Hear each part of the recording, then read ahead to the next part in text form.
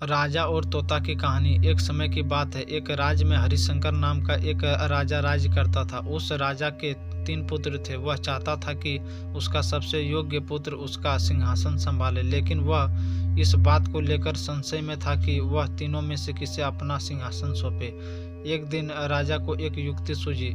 उसी समय उसने अपने तीनों पुत्रों को बुलाकर कहा, बेटा, आज मैं आप सबसे एक सवाल पूछता हूँ। अगर आपके सामने कोई अपराधी खड़ा हो तो आप उसका क्या करेंगे?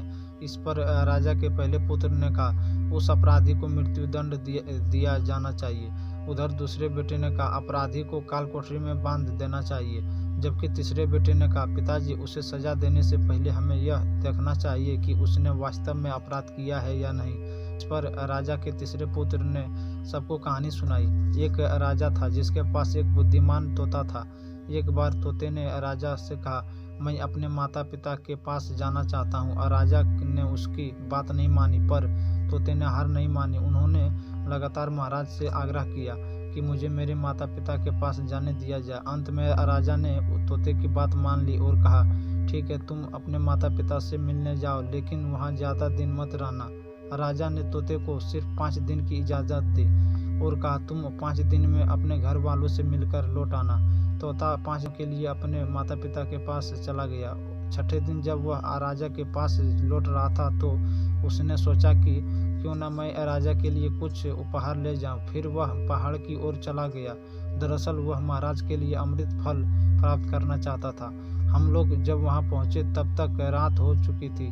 तोता पहाड़ पर पहुंच गया और फल ले गया, लेकिन रात होने के कारण वह आगे नहीं बढ़ा और वहीं रुक गया। उस रात जब तोता सो रहा था तो एक सांप वहां आया और वह अमृत फल खाने लगा जो उसने राजा के लिए लिया था। सांप ने फल खा लिया, जिससे उस फल में जहर फैल गया था। हालांकि तोते को इस बात की भनक तक नहीं थी। अगली सुबह जब वह उठा तो वह फल लेकर महल की ओर चल दिया।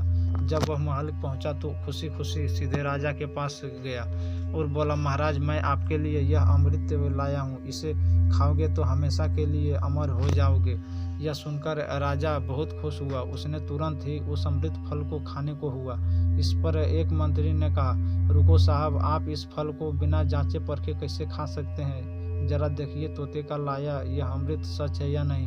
राजा ने मंत्री की बात मान ली और कहा कि तुरंत ही यह फल किसी कुत्ते को खिला देना चाहिए। राजा की आज्ञा पाकर सिपाही ने एक फल का टुकड़ा कुत्ते को खिला दिया। फल खाने के बाद कुत्ता मर गया। यह देखकर राजा क्रोध से आग बबूला हो उठा। क्रोध में आकर उसने तोते का सिर तलवार से काट डाला, साथ ही फल भी फेंक दिया। कुछ वर्षों के बाद उसी स्थान पर एक पौधा निकला। यह देखकर राजा को लगा कि यह उसी जहरीले फल का पौधा है। उसने सभी को आदेश दिया कि कोई भी उस पेड़ का फल ना खाए। कुछ दिन बाद एक बूढ़ा उस पेड़ के नीचे आराम करने के लिए रुका। वह बहुत भूखा भी था। उसने उसी पेड़ से फल तोड़ा और खाने लगा। फल खाकर बूढ़ा तुरंत जवान हो गया और राजा ने जब यह देखा तो हैरान रह गया। उसने महसूस किया कि फल जहरीला नहीं था। उसने बहुत बड़ी गलती की। उसने बिना सच्चाई जाने तोते को मार डाला। इस बात का उन्हें काफ़ी अफसोस भी हुआ। इसके लिए वह खुद को कोसने लगा। इधर तीसरे राजकुमार की कथा समाप्त होने पर राजा हरिशंकर ने उसे अपना उत्तराधिकारी नियुक्त किया। इसके बाद राज्य में जश्न मनाया गया। इस कहानी से हमें सीख मिलती है कि हमें बिना जांच पड़ताल के कभी भी किसी को सज़ा नहीं देनी चाहिए। हमारे इस वीडियो को देखने के लिए आप सभी को धन्यवाद। जय हिंद, जय भारत।